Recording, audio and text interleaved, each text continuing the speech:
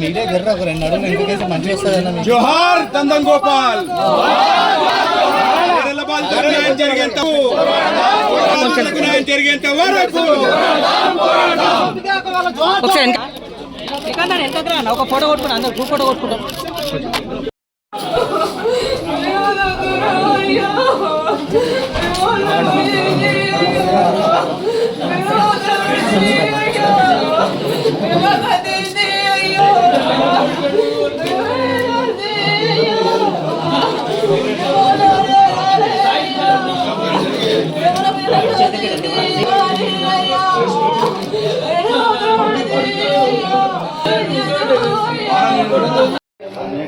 ఆడపిల్లలు మా ఇద్దరు చెల్లెళ్ళు ఉన్నారు మేడం. మా అన్నయ్య న్యాయం చేయండి మేడం.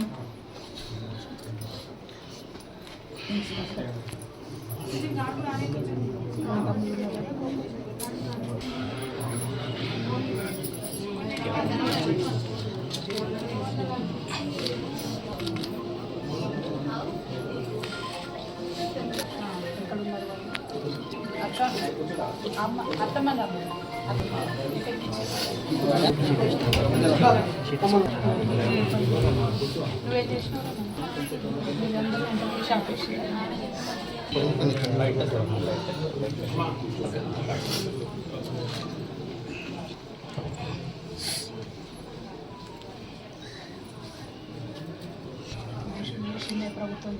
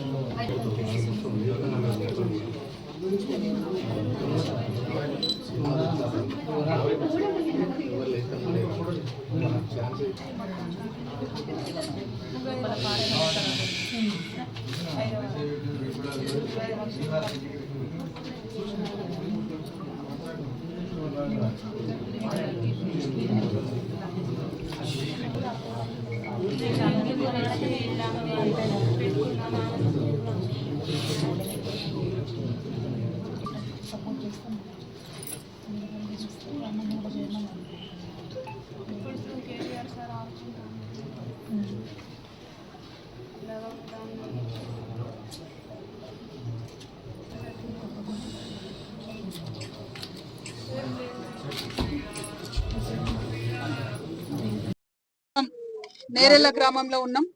మరి తెలంగాణ రాష్ట్రం వచ్చిన తర్వాత సబ్బండ వర్గాలకు కూడా న్యాయం జరుగుతుందనే ఉద్దేశంతో తెలంగాణ రాష్ట్రంలో ఉన్న మనందరం కూడా పిడికిలి బిగించి స్వరాష్ట్రాన్ని సాధించుకున్నాం. రాష్ట్రం వచ్చిన తర్వాత మరి నేరెళ్లలో జరిగినటువంటి ఈ ఘటన సభ్య సమాజం అంతా కూడా సిగ్గుతోని తలవంచుకోవాల్సిన ఘటన. ఈ సంఘటన జరిగినప్పుడు పరిపాలించినటువంటి కుటుంబంలో నేను కూడా ఒక సభ్యురాలుగా ఉన్నా. అందుకని సిగ్గుతో నేను కూడా తల వంచుకుంటున్నా, క్షమించమని మరి అందరిని కూడా మనస్ఫూర్తిగా వేడుకుంటున్నా. ఎందుకంటే తెలంగాణ రాష్ట్రం వచ్చిందంటే అందరం బాగుండాలి, ప్రతి ఒక్కరికి న్యాయం జరగాలనుకున్నాం. కానీ కొందరి ధనదాహం కోసం మరి నేరెళ్ల గ్రామంలో అనేక మంది ప్రాణాలు కోల్పోయినారు. ఆనాడు ఒక బిడ్డ ప్రాణం కోల్పోతే ఊరంతా కూడా కోపానికి వచ్చి మరి ఆవేశంగా రాస్తారోకో చేయడం, అట్లాంటి కార్యక్రమాలు చేసినప్పుడు పోలీసులంతా కూడా దాష్టికాన్ని చేయడం మొత్తం అందరం కూడా గమనించాం. మరి ఇవాళ నేను ఇప్పుడున్నటువంటి ముఖ్యమంత్రి రేవంత్ రెడ్డి గారిని సూటిగా ప్రశ్నిస్తున్నా, బండి సంజయ్ గారిని సూటిగా ప్రశ్నిస్తున్నా, కేటీఆర్ గారిని సూటిగా ప్రశ్నిస్తున్నా. పోలీస్ వాళ్ళు నేరెళ్లలో 8 మందిని తీసుకుపోయి 5 రోజుల వరకు వాళ్ళు ఎక్కడున్నారో చెప్పకుండా విపరీతంగా వారిని కొట్టి కనీసం జైలర్ కూడా నేను తీసుకోలేను అనేటటువంటి పరిస్థితి తీసుకొస్తే ఇంతవరకు ఒక్క పోలీసుడి కన్నా శిక్ష పడ్డదా? ఇంతవరకు ప్రభుత్వాన్ని చట్టాన్ని తమ చేతుల్లోకి తీసుకున్నటువంటి ధనదాహంతో ఈ దమనకాండ జరిపినటువంటి వారికి ఎవరికన్నా శిక్ష పడ్డదా? మరి స్థానిక ఎమ్మెల్యేగా ఉన్న కేటీఆర్ గారు ఎందుకు శ్రద్ధ చూపించలేదు? ఆనాడు బండి సంజయ్ గారు వచ్చి మొసలు కన్నీళ్లు గార్చిపోయినారు. కేంద్ర ప్రభుత్వంలో ఉన్న ఎస్సీ ఎస్టీ కమిషన్ కి చెప్తామన్నారు.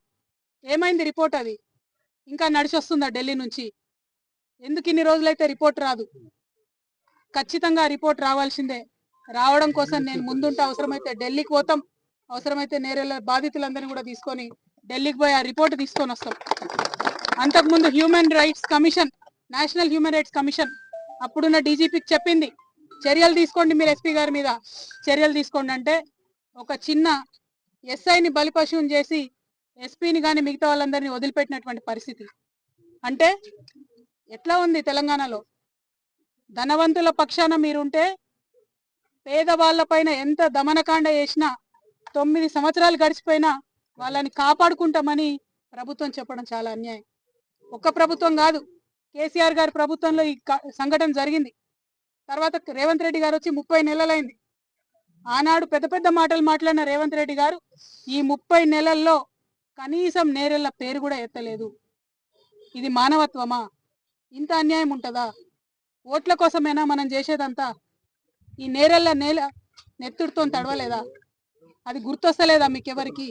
మర్చిపోయిన మా మానవత్వం అనేటిది సంపూర్ణంగా. అన్ని పార్టీలను అడుగుతున్నా, నేను ఇవాళ ఒక ఆడబిడ్డగా అడుగుతున్నా, కనీసం ఆలోచించాలి కదా.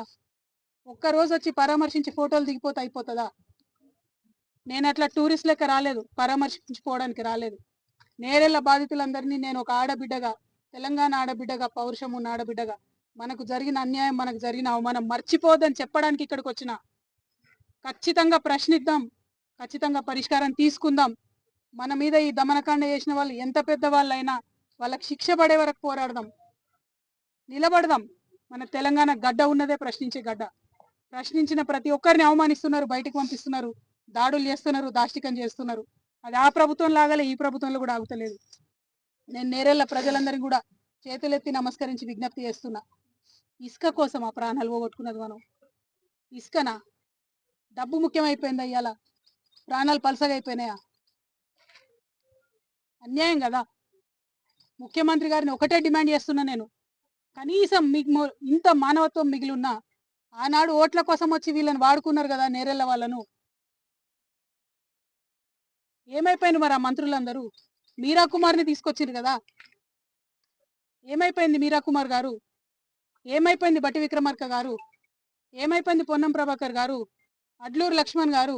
ఇప్పుడు మంత్రివర్గంలో మీరు ఉన్నారంటే వీళ్ళ కన్నీటి మేడల మీద కాదా, వీళ్ళ కన్నీళ్ళని మెట్లు వేసుకొని కాదా మీరు గెలిచింది? మర్చిపోతారా గెలవంగానే? మనుషులేనా మీరు? కొంచెం మానవత్వం చూపించండి, శిక్ష వేయించండి. భయం ఉండాలి పోలీస్ వాళ్ళకు ప్రజల్ని టచ్ చేయాలంటే. ఆ కుటుంబాలు, పోలీస్ వాళ్ళు కష్టపడతారు, నేను ఒప్పుకుంటా. కానీ చట్టాన్ని మీ చేతిలోకి తీసుకునే రైట్ మీకు కూడా లేదు. మీరు చట్టం కాదు. ఒకవేళ ఇక్కడ వాళ్ళు తప్పు చేసి ఉంటే, ఒకవేళ లారీలు గాలబెట్టి ఉంటే కోర్టుకి ఇచ్చేది ఉండే. కొట్టే అధికారం మీకు ఎవడిచ్చిండు? 5 రోజులు కొడతారా? బాణాన్నను చూడండి, ఇప్పటి వరకు కూడా కట్టబెట్టుకొని నడిచే పరిస్థితి. హరీష్ని చూడండి, ఇప్పటి వరకు నడవాలంటే నడవలేనటువంటి పరిస్థితి.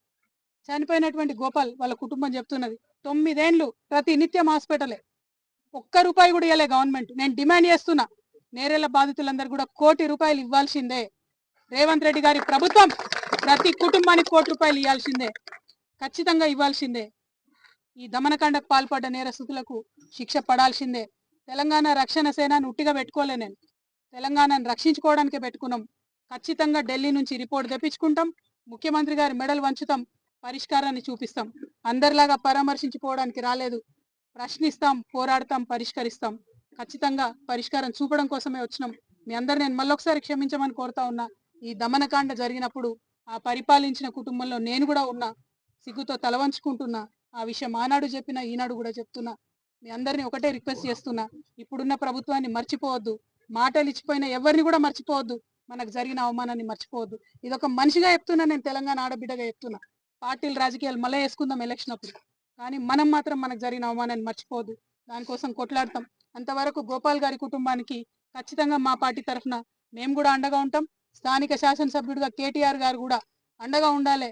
ఆ పిల్లల చదువులకు హెల్ప్ చేయాలి, హాస్పిటల్లో వాళ్ళు పెట్టుకున్నటువంటి ఖర్చులకు కూడా హెల్ప్ చేయాలని చెప్పి నేను డిమాండ్ చేస్తూ ఉన్నాను. అది బీఆర్ఎస్ పార్టీ కావచ్చు, టీఆర్ఎస్ పార్టీ కావచ్చు, కాంగ్రెస్ కావచ్చు, సిపిఐ కావచ్చు, సిపిఎం కావచ్చు, ఎవరన్నా కావచ్చు. మీరేం టూరిస్టుల లెక్క ఇక్కడికి రావద్దు, వస్తే హెల్ప్ చేయాల్సిందే. హెల్ప్ చేయాలని డిమాండ్ చేస్తున్నా. ప్రభుత్వం వెంటనే ఈ కుటుంబానికి 1 కోటి రూపాయలు ప్రకటించాలని కోరుతున్నాను. Thank you. జై తెలంగాణ.